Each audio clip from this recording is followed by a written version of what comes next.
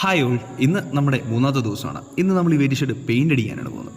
അതിനാവശ്യമായിട്ടുള്ള പെയിൻ്റ് എടുക്കാൻ വേണ്ടി നമ്മൾ നേരെ പോയത് നമ്മളെ കേരള പെയിൻസിൻ്റെ ഫാക്ടറി ഔട്ട്ലെറ്റായ പൂങ്കാവിലേക്കാണ്. അവിടെ ചെന്ന് നമുക്ക് ആവശ്യമായ പെയിൻ്റൊക്കെ ചൂസ് ചെയ്തു.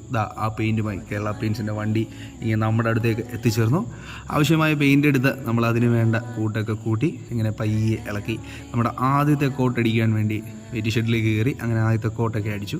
നമ്മൾ പെയിൻറ്റിങ്ങിൽ അത്ര അനുഭവ സമ്പത്തുള്ളവരല്ല എങ്കിൽ പോലും ചെറിയ ചെറിയ തെറ്റുകളൊക്കെ വരുന്നുണ്ടായിരുന്നു. പക്ഷെ നമ്മൾ അതൊക്കെ അങ്ങ് നികത്തിപ്പോയി.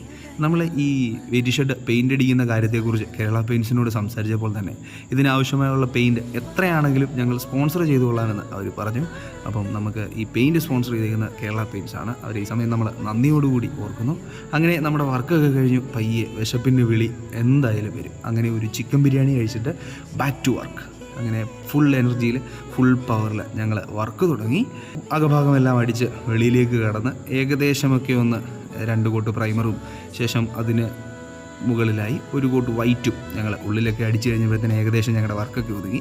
അപ്പോഴേക്കും സ്കൂൾ വിട്ട് നമ്മുടെ പിള്ളേരെല്ലാം ഇങ്ങനെ പോന്നു. അതൊക്കെ നമ്മുടെ വ്ളോഗിനെ കുറിച്ചൊക്കെ ഇങ്ങനെ സംസാരിച്ചുകൊണ്ടിരിക്കുകയായിരുന്നു. അങ്ങനെ നമ്മൾ ഇന്നത്തെ പെയിൻറ്റിങ് വർക്കുകളെല്ലാം ഇവിടെ കഴിഞ്ഞ് കൊച്ചു വർത്താനങ്ങളുമായിട്ട് ഇന്നത്തെ ദിവസം ഇവിടെ അവസാനിപ്പിക്കുകയാണ്. അപ്പം ബാക്കി നാളെ കാണാം. Bye bye.